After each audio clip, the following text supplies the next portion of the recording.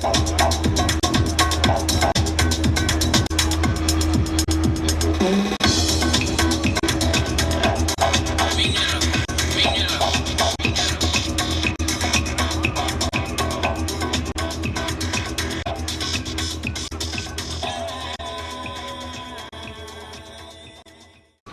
Tanveer Ahmed is a psychiatrist and author. He's the author of a recently published book, Fragile Nation, which you can buy here at the back of the hall. He's a local government representative and has sat on multiple boards, including the Australian Medical Association, the Advertising Standards Board, and the Australian Multicultural Council. He has involvement in the media and has presented international news stories and co-hosted a game show. He was chosen by a PM's committee as one of 100 future leaders of Australia. He came to this area after being forced out of White Ribbon for expressing his views about domestic violence. Ladies and gentlemen, Dr. Tanveer Ahmed.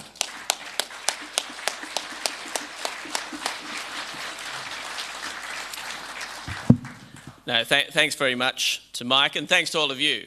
Lovely to meet some of you last night for our Polynesian feast, and it's great that Paul and the team could organise this meeting to happen in Australia, and I hope you enjoy your time here. Gold Coast is affectionately known to a lot of Australians as Bris Vegas, because it's one of the oldest casinos in the country, so I encourage you to visit. I was there with some friends last night. Now, it's great to share company with certainly one of my idols, Bettina. I think she's gone off to a media event, but she really outlined some of the challenges here. And I'm really someone who's, I guess, fallen into the space without barely knowing kind of it existed in a major form. I honestly had not heard of a men's rights activist probably just 2.5 years ago, before what happened to me around White Ribbon. And I remember when it did happen, and I'll give you a bit more background in it. So essentially, I often write columns for the newspapers. The gender area is not necessarily something I would necessarily write about. I'd certainly write about health, ethnic affairs, say Islamic issues, this kind of stuff, religion. And I remember really just essentially expressing, I would call them almost casual observations of patients of mine, particularly men, and some of their experiences both around, say, domestic violence and to some extent suicide. And its overlaps with social factors, be it unemployment, be it migration, drug and alcohol use, mental health. Exactly what Bettina was alluding to in the morning, that it had all these other complex arrays beyond just gender. And merely expressing that view invited such a powerful response. And you can imagine, most people will be well aware of what the kind of response it may get. And in turn, a kind of a concerted social media campaign about the fact that I was a White Ribbon ambassador. And I guess it really opened my eyes to this space. I go, what is going on? And again, as someone who'd written about religion and other issues where very heated emotions and touching on issues around the sacred, right? So someone who's written about that and knowing that applying reasoned debate around issues where there's deeply held beliefs, not necessarily tied to reason, that's when I couldn't help but be very interested in this space. So you don't get those total responses if you write about the train timetables, for example, or kind of fisheries management. Those sort of responses only come if there are some deeply held sacred beliefs, and they're very tightly held. And as Cassie learnt in Australia, that certainly issues around Rosie Batty, etc., that's held in a sacred way and invites certain reactions. So this is partly what we're dealing with in these sort of issues. So really, I've come to this issue from treating patients. Be they in traditional settings like my practice or in hospital, but particularly with men, often not in traditional settings. Be they in the criminal justice system, for example, workplace evaluations, insurance company concerns. Now, we heard from Bettina early this morning. Men's health and men's issues often have potential allies. Well, she'll talk about it more in these other groups, employers groups, insurance companies who have a strong financial interest in better dealing with men's related issues like suicide. And really what this has shown me is that men are obviously, part of the issue around suicide, and I'll go into a bit more depth around some of the, the technical and sort of physiological and the health-related issues, is men are far less likely to present. They're more likely to engage in violent methods. Their duration of any disorder is shorter. They're also, all of those things make them more likely to commit suicide. And we know some of the figures. They're 3 times more likely in Australia, even more in certain age groups. So this is really a heightened issue. But what it's really shown me is that often our systems are just not set up for those sort of, for help to be provided. Be it phone counselling, for example, which has traditionally been gender neutral, but that usually favours females. And a host of other arenas where help seeking in a male setting, this is a high-risk group, utterly a high-risk group. And in any other field, there would be very special considerations. Just as all our systems have particular pressures or particular policy settings that we must include, say, a diversity setting or one for Indigenous. In so many health settings where clearly men have a much higher risk, there's none of those settings. So this is something that became very clear when I started looking into this issue. Now, another area that I got interested in this sort of issue is I found myself having several patients. One of my first jobs after a consultant, I was actually working attached to an eating disorders unit. And I'm not an eating disorder specialist, but I'd often find myself kind of covering and helping out there. And I found myself getting quite a few men with eating disorders patients. And I looked into this, and I actually did a newspaper-related story around it. This really opened my eyes to another trend where this was a disorder that had quadrupled in recent decades, probably since the 70s. There was virtually no specific services for them. Most of them were desperately fearful around the stigma to even seek help. There was very little research or scientific basis around it. And look, some of that is understandable because it's a new area. But I found it a very interesting area to highlight all these issues around this process of gender transition that we're going in, how there's many people, many of you and many of my patients who are struggling with that gender transition, how many of our systems don't help or foster at all the people who are suffering through that gender transition. And I think it was a very, very interesting health disorder to highlight so many issues going around in masculinity and men's health. Now, many men, as Bettina was alluding to too, many men are coping just fine through this period, I should add. I look at many of my social group who are educated and have access to the bonanza opportunities in a metropolis like Sydney, particularly for the educated and the wealthy, etc. They have great choice in careers and identities. Their partners are often as accomplished as they are, often more so, and the reality is they're often getting lots of help in providing. They don't have to engage in national service, and I don't hear anybody complaining about that. Although having said that, just a kind of a side point, I think as a doctor, something I see, and I've long had an interest in, say, anthropology as well, I think one of the issues going on with boys is a lack of initiation rituals from adolescent to adulthood. And so that's an interesting one to think of. And interesting, if you think of self-harm, the rise in self-harm in recent decades, and it's one of the few areas we have definitive evidence, there's a broader sense that mental health disorders have increased, and I'll touch on that. Self-harm is one of the few that we can absolutely say for sure has increased. And while there's a host of hypotheses, particularly in adolescence, you think of how many traditional cultures have some type of kind of a controlled self-harm aspect to initiation. So it is almost a kind of Western modern version of a crying out for initiation ritual. It's something to ponder anyway.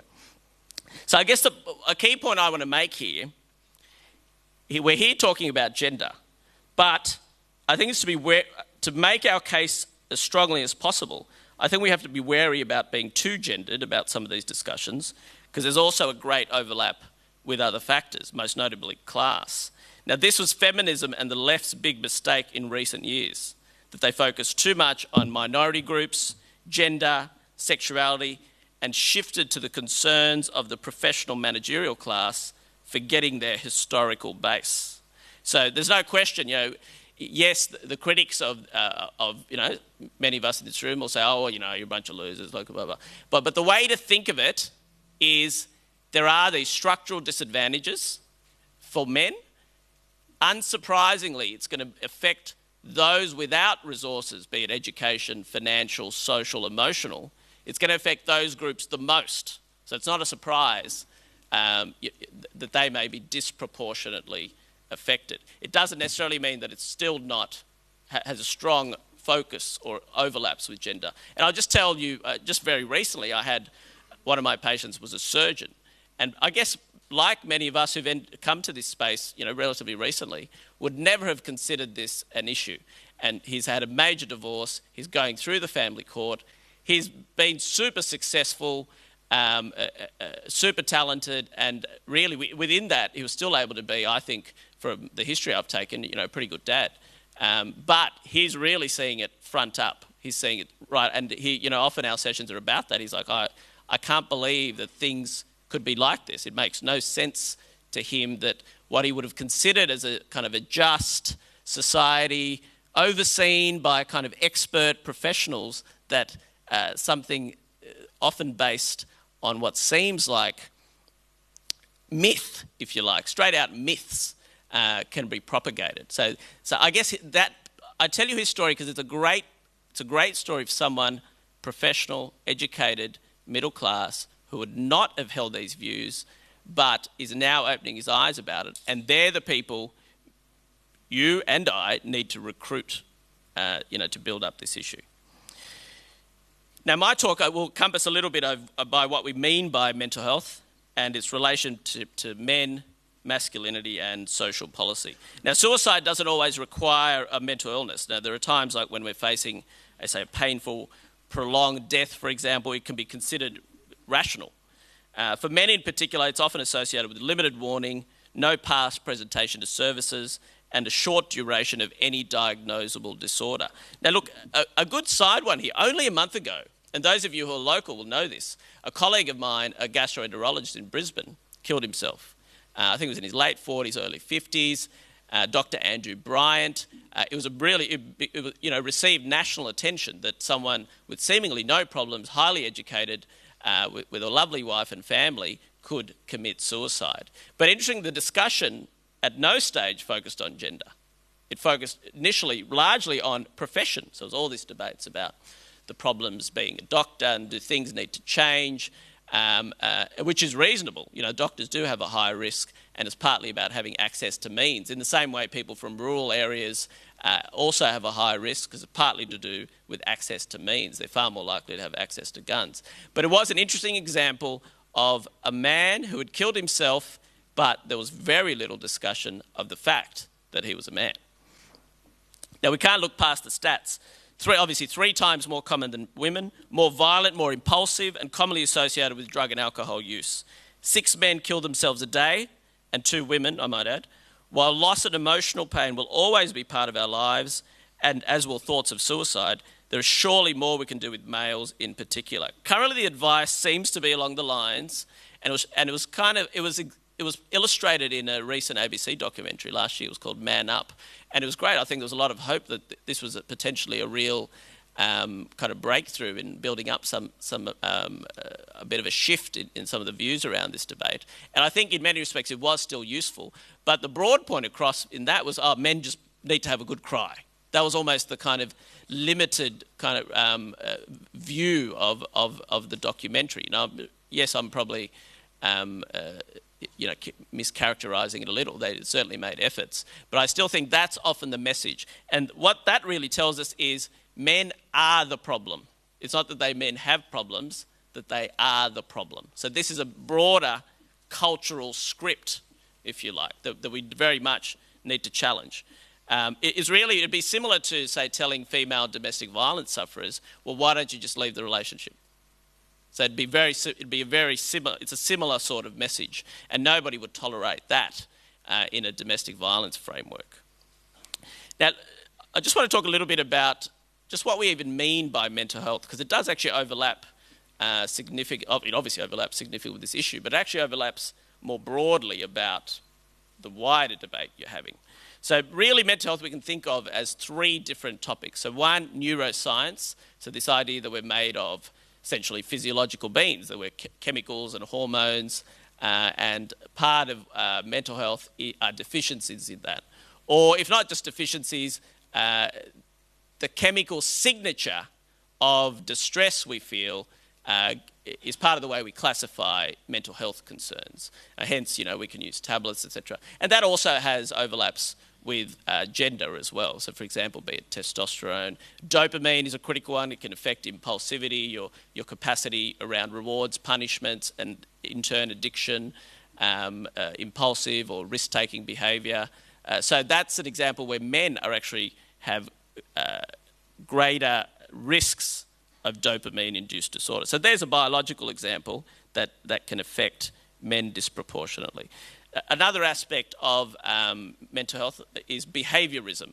And this is really about rewards, punishments. Pavlov's dogs, many of you will remember that.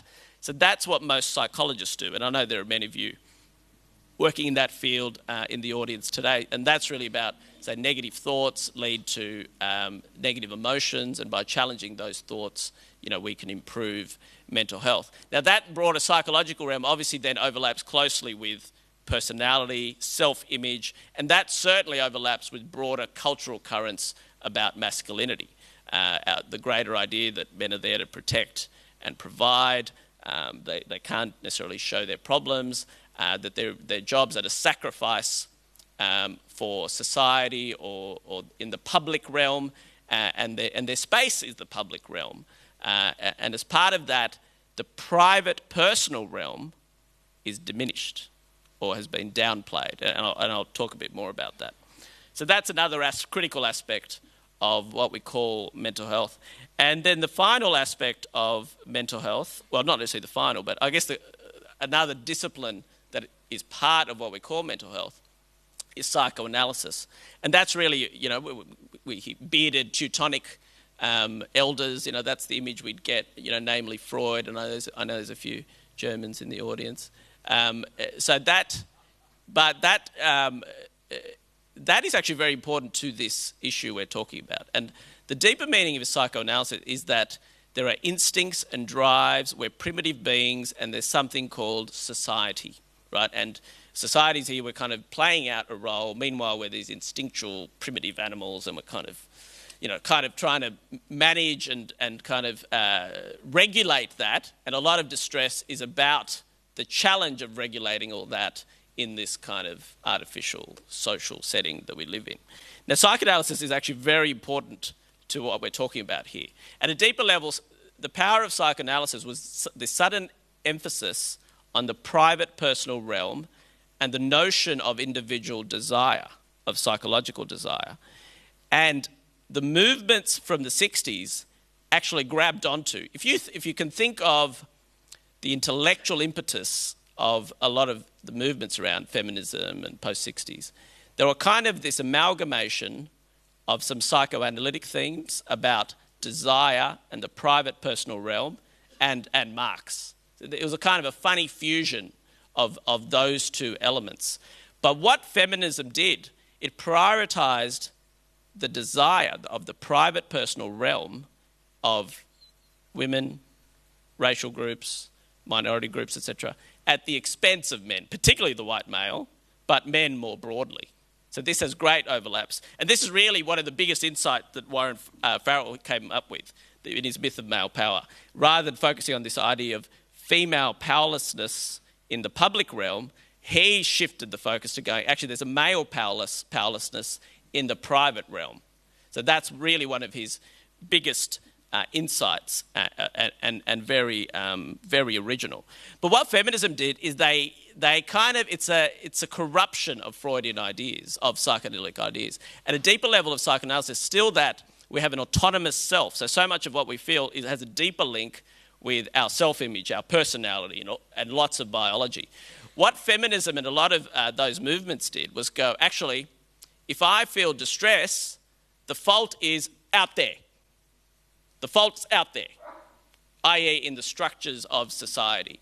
And someone who hadn't necessarily looked at ideas around patriarchy and stuff, when I read about it, the scientific formulation of patriarchy is so flimsy. It's extraordinary that it can take on, so much power over recent decades. But it actually does, it grabs onto bits of psychoanalysis, this idea of the unconscious, but applies them at a social level. It's an unconscious social phenomena.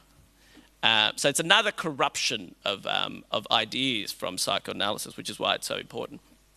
And then obviously the social realm is obviously a critical part of suicide, and this is where many social theories come from. So probably the most famous is the sociologist Durkheim, and many of you will be familiar with.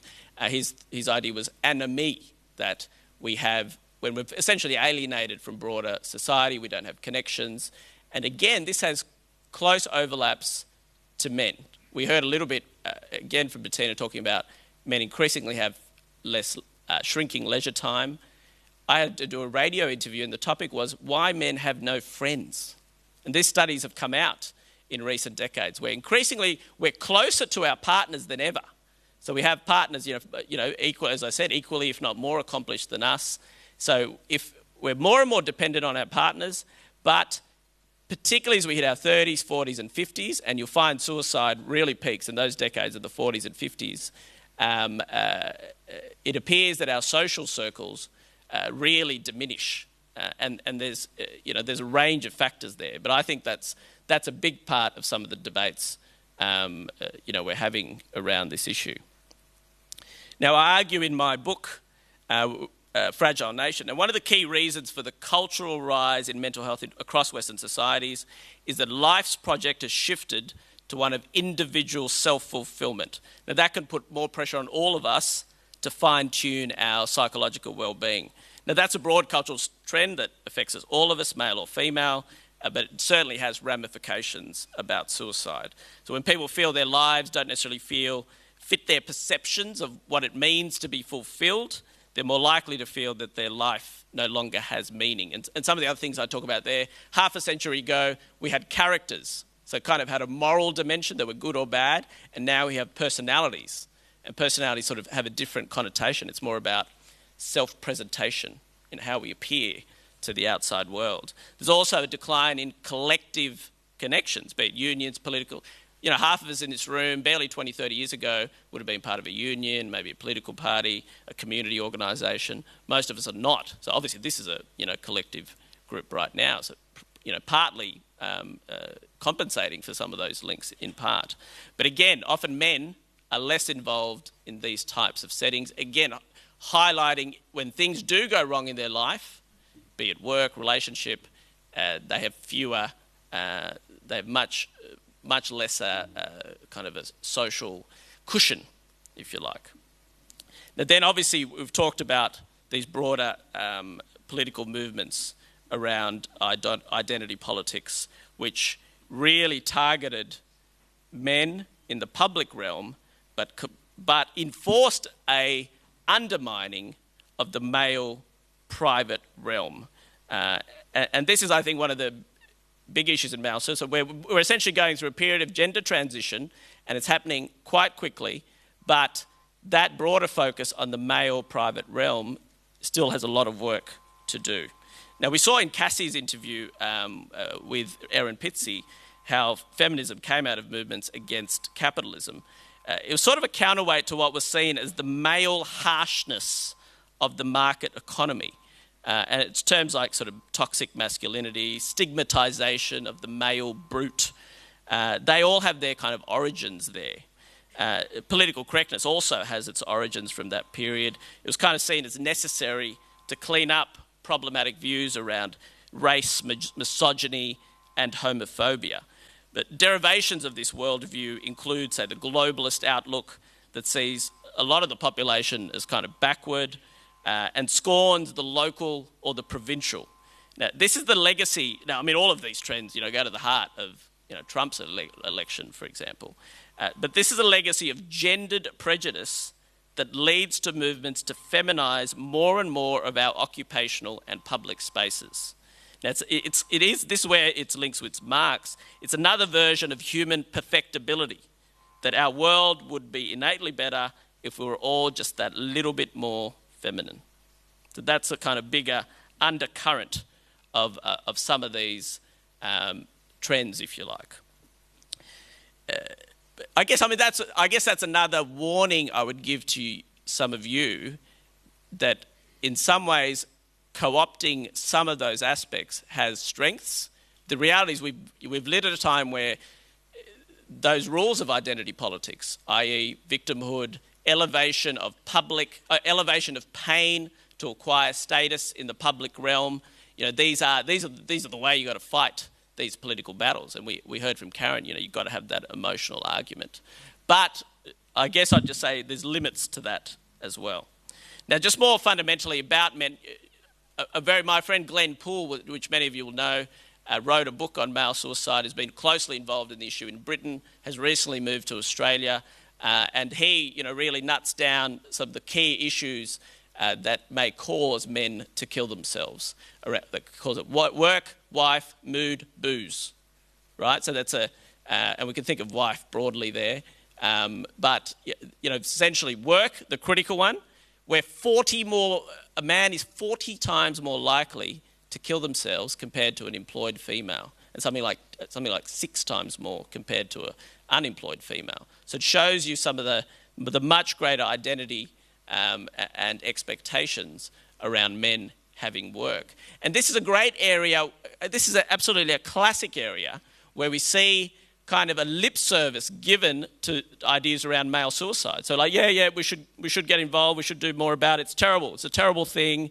They need to get help. Meanwhile, we'll enforce gender quotas in jobs that are utterly focused on blue-collar males or the working class males, the groups that are the most affected or have the most potential. They've been the most affected by broader economic changes in our society, be it automation, outsourcing overseas, as well as they've been the groups least likely to manage the gender transition taking place.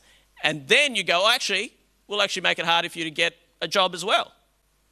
So that is I think that's a great example of where we pay lip service to some of these issues and enforce a kind of a global idea of entrenched female disadvantage, completely ignoring class or other issues.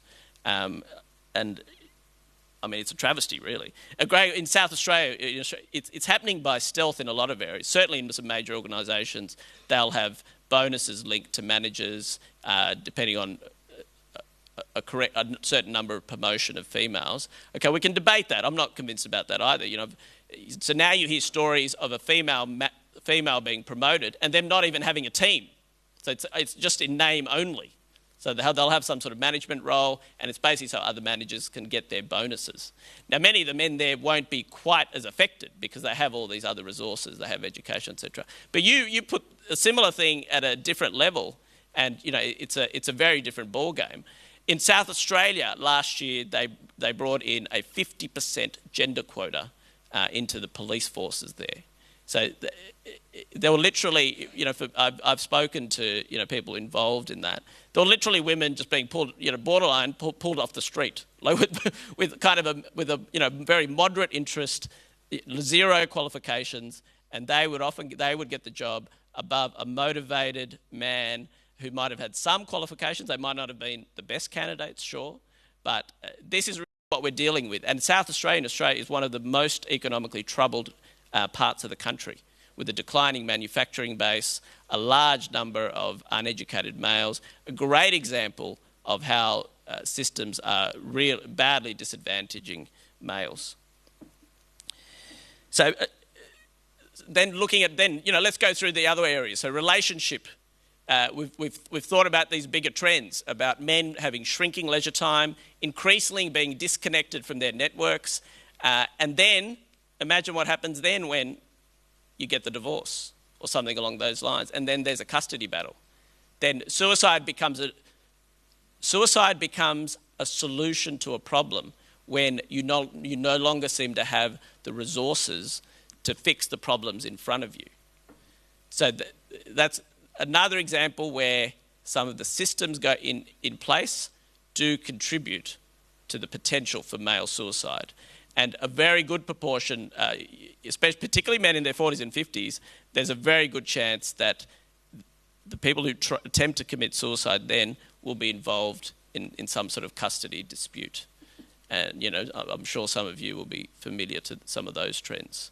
So there's another example. So we go through work, wife, then mood. And this overlaps directly with my arena, where men are far more likely to communicate distress in different ways, and many of our even diagnostic systems don't necessarily recognise it. They're far more likely to be irritable. They're far more likely to act out in some form, say through aggression. They're more likely to self-medicate with substances. They're more likely to just basically withdraw. I mean, that would happen in women too, in adolescents. But they're less likely to express their distress in the categories that we design for mental disorders. So this is another area that they're disadvantaged. And I guess the booze bit, again, men are more likely to use substances, and that presents a major risk. A lot of suicide attempts will happen around the impulsivity and poor judgment that may happen around substance abuse. So that's a great example. But for men, often mental health is about dealing with the private personal realm and then thinking about how that plays out externally. Whereas for men, often it works the other way around. In terms of what I've found is more effective, is beginning from the outside, sort of going, okay, let's work on, trying to sort out your job problems. Let's try and help you get appropriate legal help for this issue, be it a charge, be it a family dispute. Then going into their actions, and then looking at their internal state. So often it's a very different way of approaching some of the problems, rather than kind of, tell me about your feelings. That sort of style of engaging men doesn't necessarily work. And so it's not a surprise that many would not present. I mean, there's been quite a bit of research, phone lines, and I think Australia is getting better at this. For example, Lifeline is beginning to look at, okay, how do we engage men better when we're talking to them on the phone? Yes, they've seen that they're far less likely they spend less time on the phone, they're less likely to call. Oh, okay, almost out of time. So it is beginning to happen. I think we are seeing trends. But the hardest part, as you all know, you'll get pronouncements, but when it comes to actually getting money or getting legal changes, getting the real kind of hard nuts of change, that's much tougher. But that's where the real action is. All right, we're almost out of time, so I would like some time for questions. So, just these broader social issues. Men are far more likely to have substance abuse disorders, alcohol, more likely to be victims of violence, usually male, but also female, almost 10 times more likely to suicide if unemployed, more likely to be imprisoned, homeless, poorly educated, and at much bigger risk if separated, and much less likely to access mental health services. As I said, most services are gender neutral, yet males should be considered high risk. That's just not the case. And men are also, I think one of the Australia's great contributions to this space was the Men Shed movement. And what that shows is a great example of men are far more likely to deal with their problems through tasks and shoulder to shoulder, which is an excellent principle around sort of male mental health. So we're going through a period of rapid gender transition. Now, the negatives are disproportionately affecting men, particularly in the lower education and socioeconomic ranks. Many of the men's issues we are talking about are about such men when faced with structures in legal, health, employment, or other administrative systems that have historically seen all males as innately advantaged. Yet our statistics drastically refute, and they're being unduly penalised. Now, I encourage you to fight, but also ask you to be a little wary of mirroring the strategies and resentment-based movements like modern radical feminism. Oh, we're almost out of time. Now, I'd love some time for questions. Again, I'm new to this space, and the more time I spend it, the more passionate I'm getting about it. And there are clearly issues here. I think there's a bit of a groundswell, and some of the broader political disruption we're seeing around the world, I think is a potential ally. There's, right around I think, particularly in the media we talk about, I think there is a very gentle sense that if they don't engage these voices, they may get wiped out themselves. So we're seeing that a little bit, not huge amounts, a little bit. But I guess the point being is that the seeds of change are there, and it's time to push harder. Thank you. I'll take some questions.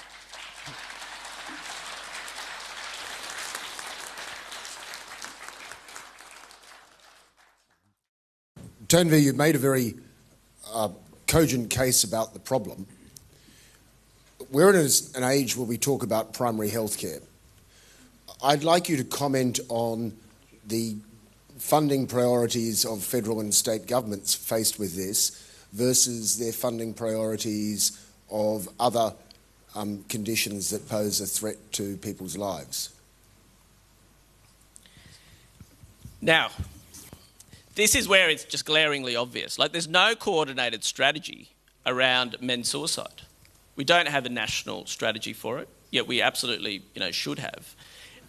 Just during the week before I came here, I got an email from a man at a university saying, I can't find any detailed research locally about misandry, for example. There's such a dearth of a kind of an institutional, scientific or research base, and that is really one of the big gaps. So you come to this area and it feels bare sometimes. The advocacy is there. I think, look, often these things begins initially with these, you feel like sprouts are arising, where there's more of a voice around it, and that's where it begins, and before you can hit the actual, research, etc. I agree with Bettina. There's so many professional areas that do seem captured. And again, I don't work, formally in research areas or funding bodies, but all we can do is really fight, particularly in whatever our immediate space is. That's the bit you've got to fight gently with data, using some emotion, but consistently with data, like a battering ram. And I think that is what's happening, where there's all these institutional sacred structures, but increasingly the data is being presented, and increasingly there'll be more and more people who may have held... White Ribbon's a good example, where there's many men there that would have just grabbed onto the feminist ideas thinking it was gospel, and they think it was a good idea. Yet most of them, highly sensible, intelligent, and want to do good. But many of them, when you present them the data, you'll get them scratching their heads. Not all of them, but certainly some of them. But that's what we have to do in every space, be it legal, be it health, be it education, for example. I have two daughters, and I do find it extraordinary, at least, it's just anecdotal, but within our friend group, just about all the kids and it's a highly educated group, all the kids that are struggling are boys. They end up diagnosed with ADHD, they end up getting all these extra assessments, and, off the top of my head, I could name, 5 or 6 of our sort of kids' friends. Yet, most of the girls are thriving. So that tells you something. It's hard not to scratch your head and think, okay, there's something amiss systemically there.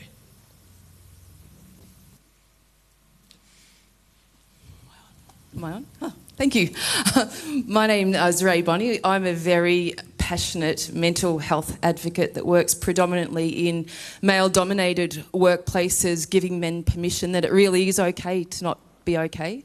I'm also a very proud honorary member of the Monash Men's Shed that's in Victoria. And did anyone know that there's more men's shed outlets than McDonald's outlets here? There you go. But how many do we actually really know about? And my question for everyone is, if there are so many of these outlets, why are they so hidden in shame? And why? What is the stigma around men's sheds? Are they really a danger to our community, or are they saving men's lives? Look, I guess I certainly have personal experience. I'm actually, through my local government work, I'm on our local committee for the men's shed. And certainly our local men's shed is an outrageous success. Like, it's gone through the roof, and they're always demanding more resources, more space, and we're always in kind of fights with them to try and work out how we can accommodate their rapid rise. So certainly there's no, locally at least, I get a sense of a real need being filled there. I know, again, I think it's partly around just broader male behaviour and the cultural script, I think. Because I often have patients go, why don't you go to your men's shed? And I'll give them all the details and stuff. I have to keep battering them with it before they end up there. So part of it is to do with help-seeking behaviour and the messages they get. But I think that message that's still going through is that so many men's sheds don't get off the ground because they're too close to a primary school, or they're too close, to somewhere where the men are going to go and hurt the people in the community. And that's a lot of the stuff that we're seeing, which I find not only outrageous, but just I feel so ashamed that we're not. This is one outlet that men have for support. There's no shelters, so here's a men's shed movement that is really got great integrity and great support. However, we are still hiding it so deeply in shame because of this stigma that we have that all men are dangerous. Look, it's a great Australian success story. So to be honest, it should be framed as a huge success. Like, I haven't seen that personally. But our men's shed is a roaring success. Oh, mine is as well. I right? love mine. But so I haven't necessarily seen all that negative stigma, but no doubt it exists. But I think all the data around men's shed, all the personal experience is off the chart positive. So again, we've just got to keep pushing the data. Keep promoting it, and thank you. I won't take any more time. No, my pleasure. Yes. Tanveer, I've just in regards to your insight into the white ribbon, you're down here, mate. Oh, yes, the white ribbon campaign and the way it's infiltrated the school system here in Australia, particularly in New South Wales. Perhaps I was just asking your opinion on the ways to opposing that, and perhaps I can tie that into the impact, mental health impact on both boys and girls. And the anecdotal evidence I would share with you is in the public school system, in the high schools, where there's posters up in the foyers of the schools promoting the White Ribbon campaign, where there's teachers that are wearing white ribbons nearly all year round as a little badge. And then at the actual time of, in November, I believe, they have the White Ribbon Day, where they're separating the children, and they're getting boys to sign a pledge. This is what they do in the workplace with men. Now, I'm assuming with men you have a choice whether you sign this pledge or not, but they're getting boys, 9-year-old boys, to sign a pledge, which is effectively apologising for being male. They're having girls go to another room where they're told about the ideology of white ribbon. So my question is, how do we oppose that? Because from a parent's point of view, that's not what I want for my parents, children. Yeah, you're right that's on there. That's not what I want for my children. Most parents do not want that. So you touched on it right there, and you'll find even when those things happen and parents learnt what happened, many were angry. Yes. I mean, that's the thing with the White Ribbon's packaging. Again, I got involved. Realistically, I think White Ribbon had or has the potential to be a great promoter of modern masculinity. This is how we can be strong, sensitive men, etc. But then its packaging is that, right? But then underneath is all these sets of ideas. So most of those boys would not have a clue about, and nor should they, about what patriarchy or privilege means. And they'll think, oh yeah, we shouldn't hit our girlfriends, sisters, and it's very easy. The wrapping of White Ribbon is very easy to sell. Right, but underneath is a dangerous, faulty product. That's what we're dealing with. But parents, like Bettina was talking about, kids in the domestic violence debate, parents are the critical one in those ones, and many parents do speak up. And I know Miranda Devine and others wrote about it. So they're the allies to engage. Mums, not even just parents, mums. They don't want that. They don't want their boys to hear that. I'm just going to have a quick word. About 5 years ago, I was sitting in my lounge room thinking about how I was going to commit suicide, and I wouldn't have called a helpline. I wouldn't have gone to my GP. The only thing that stopped me was the masculine pattern that I didn't want to make my family suffer. So I think we do have to recognise that masculinity can be good, and there is healthy masculinity, not just bad masculinity.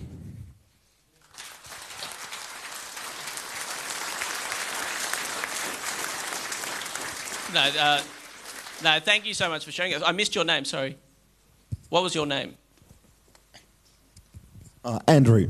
Andrew. Now, Andrew, thank you so much for sharing that. And really, I think it's very representative, your story. So, I mean, I guess what you ultimately said saved you. What you highlight is that just every bloke who commits suicide will also have a plan for life. They'll have it, right? So often our job in services, be it friends, be it the health services, be it work colleagues, is to expose that plan for life and make it accessible and make it achievable. And 9 times out of 10 it is. But that's often the challenge in this space, where that plan for life becomes inaccessible, it becomes clouded with a host of things, and there are periods where the act is impulsive, more violent, and that's the thing with suicide. But it was a beautiful story, and I thank you for sharing it. Now, I apologise, I'm going to have to run it and catch a plane. I encourage you to many of the things I was talking about are in my book, Fragile Nation. I apologise that I won't get to sign it for you, but I encourage some of you to get it and read it, and I very much encourage you to continue the fight. It's a critical fight, and that's a great way to finish. These are the people you're trying to help, people like Andrew. Thank you very much.